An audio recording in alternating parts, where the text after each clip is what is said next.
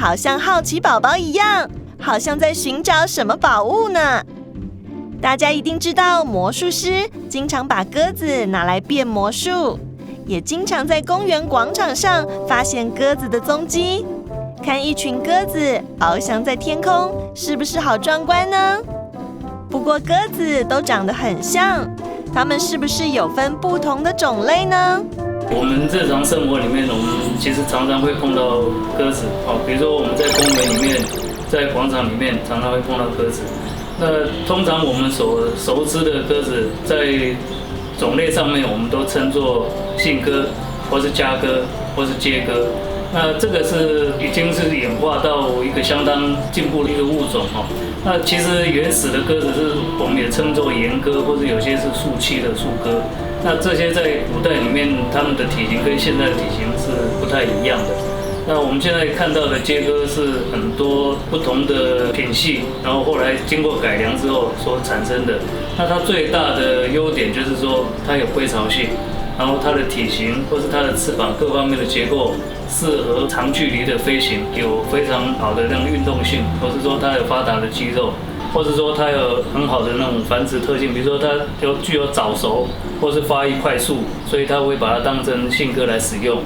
哇哦，原来不同体型种类的鸽子都有完全不一样的特性哦。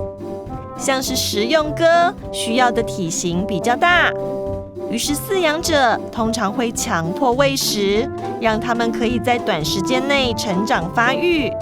这就是我们常听到的肉鸽或是烤乳鸽。鸽子还有一种是属于观赏鸽，这些鸽子会注重鸽子的外表、体型和羽毛分布是不是标准完美，目的就是为了要参加鸽子的选美大赛。另外还有为了学术研究而在实验室中用于生物研究的实验鸽。所以不同种类的鸽子都有不同的作用与用途哦。我们现在手上握的这只就是一只赛鸽哈，那就是一般我们称的信鸽。我们可以看到它是一个很流线型的外表啊，比如说它有一个很完整的那个翅膀啊，我们所以看到首先是看到翅膀哈。它翅膀它会有各种不同的排列哈，它有一个主飞行羽，有一个次级飞行羽，不同的那个透气的排列会影响到鸽子飞行的效率。那所以养鸽户他们会非常的在意这个翅膀的结构。那它会有一个很发达的胸肌，所以你们看到这个鸽子哈，它们会有2块的大胸肌，所以你看到龙骨旁边。它这个肌肉相当发达，因为它们翅膀在鼓动的时候，就是靠这个胸肌的力量在运作。所以经过很多的繁殖改良之后，现在赛鸽的体型其实已经是非常合乎一种流体力学，就是运动力学的需求。要成为赛鸽非常不容易，连翅膀上羽毛的排列组合都非常注重，更在意它的身体结构是不是匀称。还有心跳呼吸的流畅度也要符合运动选手的标准，像是鸽子的眼睛是不是够锐利，眼纱的分布、瞳孔的位置、颜色等等，都是会影响它们在飞行时的表现哦。还有完美体态而且健康的鸽子，口腔黏膜应该是粉红色的，控制方向的尾羽要呈现结实的树状，而不是散开稀疏的样子。要成为一只优秀的赛鸽，标准真的非常严格呢。那你们一定非常好奇，台湾最常见的是哪一种鸽子呢？台湾我们最常见的就是我们刚刚提过的家鸽或是信鸽，因为台湾是一个鸽子竞翔非常蓬勃的地区哈。所以有很多的养鸽户。那我们在北部，我们也看到很多屋顶上面有很多鸽舍哈，所以常常民众就会饲养信鸽来当做竞翔用，就是比赛飞行用的。那在中南部，甚至很多在稻田中间，他们也矗立很多鸽舍哈。那这些其实他们养的那个品种都是信鸽，那这是我们最常见的品种。看起来聪明伶俐的赛鸽，不断拍动着翅膀，加上一双锐利的眼神在注视着笼外，像是迫不及待要出去在天空中翱翔，活动筋骨了呢。不过，要成为赛鸽，需要具备什么样的特性呢？鸽子它最大的特性就是有归巢的本能。世界上的这个赛鸽，它早期也是战争的时候的传信的鸽子，演变成这个赛鸽的品种。像魔术师变魔术的那种鸽子，都可能它的特性就必须要比较温驯。比赛的鸽子，它就必须要有强韧的特性，有强烈的归巢欲望，还有强健的体魄。赛鸽的这个品种有分短距离的速度赛的，跟中距离的比赛，还有长距离比赛的鸽子，它的品种的特性不太一样。长距离的鸽子耐力会比较好，中距离的鸽子它的速度上跟耐力上都必须要兼备。短距离的速度鸽，它耐力比较没有那么好，但是它的爆发力会比较强。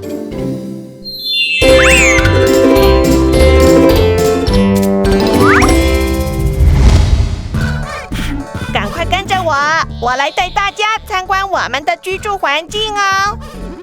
我们适合居住在安全稳定的家，避免敌人来骚扰我们。另外，我们也需要干燥以及阳光充足的居住环境。你看我们进出的家门是不是也很大呀？这样我们要出去练习飞行和玩耍都非常方便哦。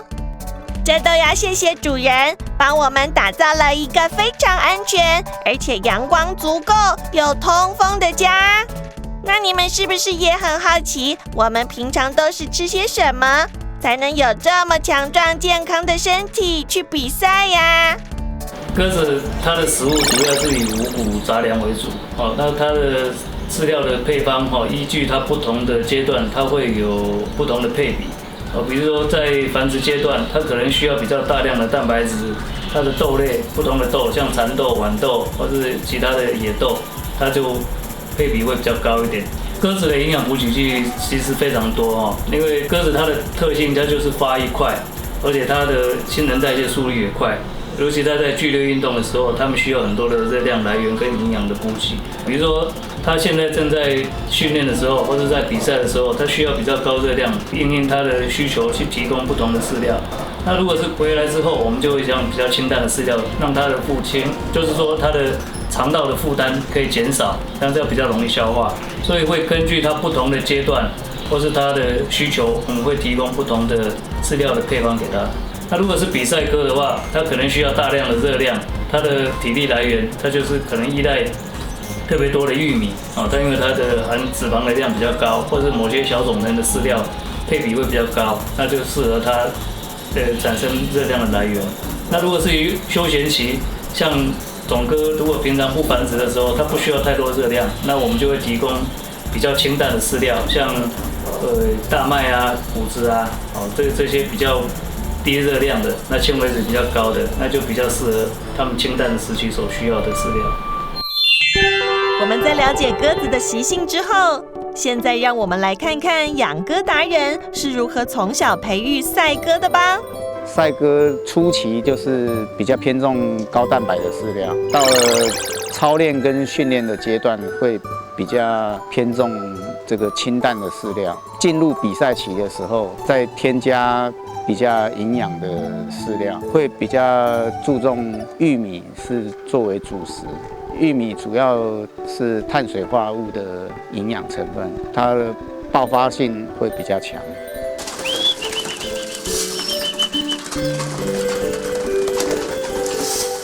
这个我们称为魔鬼饲料，里面主要的成分有细豆、黑芝麻、白芝麻、果麻、白花籽、菜头籽，还有菜籽。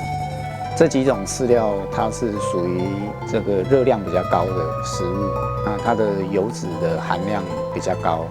这个对鸽子它在大蜕毛期，它需要消耗大量的这个热量，还有鸽子在激烈的这个飞行之后，需要的一些能量的这个补充，它帮助非常的大。这也可以让鸽子换出来的这个新的羽毛摸起来会特别的滑顺，带有粉质，也带有油脂。原来鸽子的饲料有这么多的学问。鸽子在不同的时期需要不一样的营养补给，所以有着不同的饲料和配方。这些都是为了要让鸽子飞得更高更远，身形体态更完美。要培育一只赛鸽，任何的小细节都不能轻忽哦。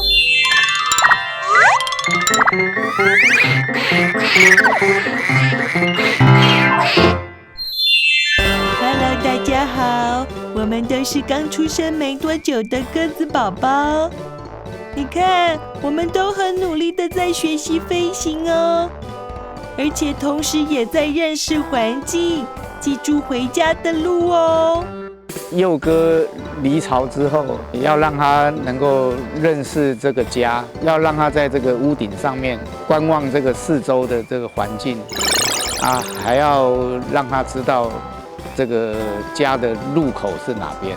教乖之后，接下来会随着它的年龄的成长，飞行的这个能力会越来越强，飞行的时间也会越来越久。一般是经过在自己家里面的这个基本的这个操练的这个时间都是慢慢加上去的，从20-30分钟到40-50分钟到1个小时，甚至到1个半小时。它经过大概20天到30天这样子的基本的这个早晚的这个操训之后，就可以开始把它带到外地做释放，距离也是从这个几公里慢慢一直增加，一直训到100公里，甚至到200公里。这个鸽子在空中飞的拍动翅膀的这个频率，必须让你感觉是很轻松。那鸽子到了发情期的时候，公鸽射操的时候，它比较喜欢这个拍它的大翅，类似好像在求偶一样。鸽子发情期这个阶段，在家比较会不爱飞，因为这个已经外训的这个阶段的鸽子了，所以它的归巢的这个特性会比较强烈。因为鸽子的这个比赛就是利用鸽子的这个强烈的这个归巢欲望，根据它的这个本能，再加上鸽子的这个血统不同的特性，然后在赛场上比出高下。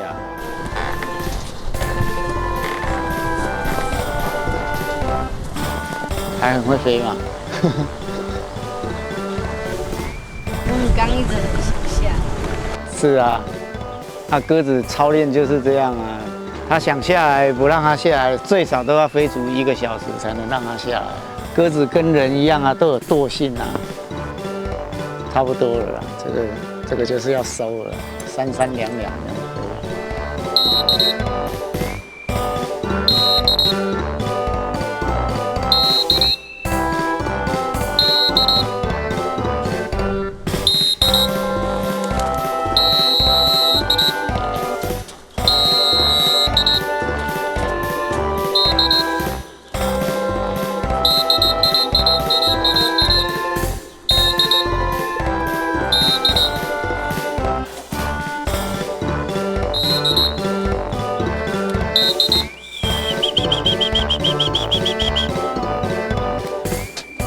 吹哨子的用意是刺激它的反射动作，迅速的集体下来吃饭、喝水，这个都可以用哨音来训练鸽子。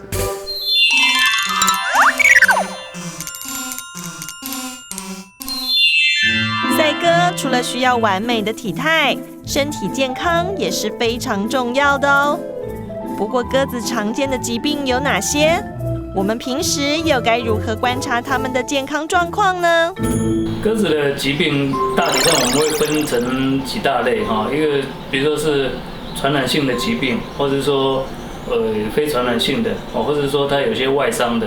那如果是以各个不同的器官的部位来区分的话，比如说有呼吸道的问题，或是肠胃道的问题，或是神经系统的问题，或是其他内分泌，或是生殖系统各种不同的部位的产生的问题。那通常我们在赛鸽身上会发现最多的问题，常常是第一个是外伤，那第二个就是消化系统，那另外一个就是呼吸道的疾病，这些最多。另外营养的疾病也会有。要观察鸽子是否健康，我们平常就要细心的检查鸽子粪便是不是有异状，还有眼睛的锐利度、羽毛的色泽、口腔的黏膜是不是呈现健康状态。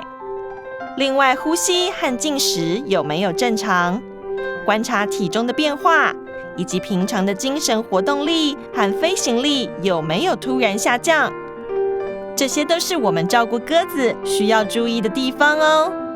任何小细节与些微的变化都不能轻忽。如果有任何异状，我们一定要赶紧带去给医生检查，避免恶化。当然，记得也要定期的带鸽子做健康检查哦。虽然鸽子不会说话，生病也不会喊痛，都需要靠我们平常的陪伴和观察。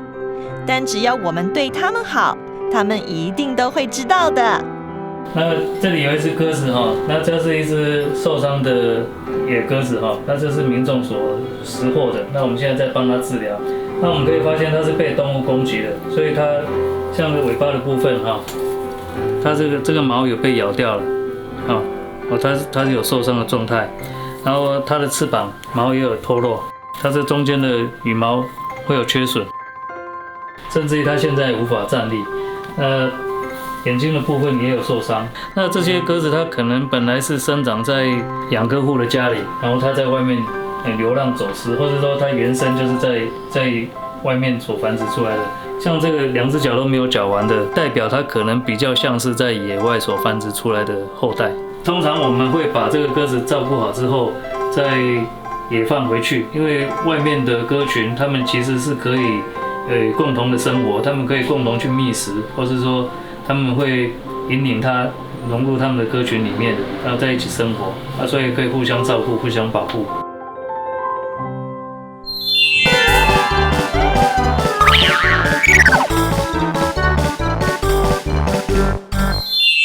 哇哦，一大群鸽子就这样往无际的蓝天飞去，彼此紧密在一起飞行，好壮观呢！不过，究竟它们能够飞多远的距离呢？它如果是在家里飞的话，它可能就是在方圆的5公里、10公里左右飞。但是如果你是从外地放的话，因为它要寻求归返，就是说它要赶快回到它的原来的巢窝，它就是会从外地这样飞回来。所以它可以从30公里、300公里、500公里，那甚至于在大陆他们有放过3000公里的。那一种长距离的，可能要需要10天以上的时间，他们才可以飞得回来。所以他们，其实他们的潜能是非常大的。没想到鸽子返家的飞行距离可以长达3000公里，小小的一只鸽子居然可以飞这么远。那你们知道鸽子都是如何认得回家的路吗？关于鸽子认路返家的能力，有2种主要的理论。一种是因为鸽子具有磁性感知能力，就像简易的磁性罗盘，可以辨别方位与方向，利用地球磁场找到回家的路。另外一种理论则是因为鸽子的嗅觉非常灵敏，所以可以靠着嗅觉找到回家的路。因此，就算在一个不熟悉的地点和地形，鸽子都可以依靠它们的本能飞回家里哦。是不是非常的神奇呀？你们看，只要常常照顾它们，陪伴它们，其实鸽子也是可以跟主人非常亲近的哦。是不是跟一般饲养的宠物很不一样呢？